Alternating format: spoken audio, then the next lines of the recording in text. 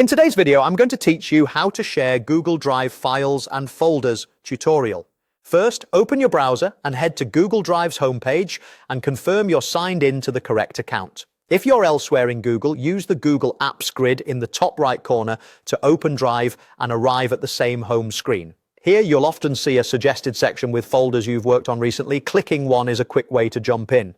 You can also click My Drive to view everything you own. If it doesn't load right away, click it again to make sure you're in your main files and folders. Locate the file or folder you want to share, hover over it, click the three dots to open more actions, and choose Share. The sharing window has two key areas: people who have direct access and general link access. Under general access, you'll likely see restricted, which means only specific people you add can open it. Click restricted to adjust it. If you need to share broadly, like posting a link in a chat or on a site, choose anyone with the link. Next to that setting, open the permission drop down. Viewer is the safest default. People can open and download, but can't change your content. If you see viewer already selected, click it to confirm or switch to commenter or editor based on what you need.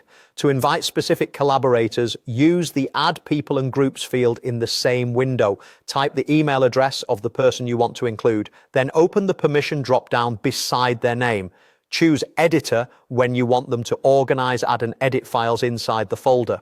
That editor option includes the ability to create subfolders, upload items, and make changes, so use it only with people you trust. If review-only access is enough, switch them to viewer, or choose commenter for feedback without edits. When your settings look right, click Share to send invitations and apply your choices. If you enabled anyone with the link, copy the link from this window and share it wherever you need. A quick privacy tip: if your goal is to invite just a few people, keep general access set to restricted and remove public link access when you're done. Also note that some organizations limit sharing outside the domain, which can affect what options you see. That's it. Go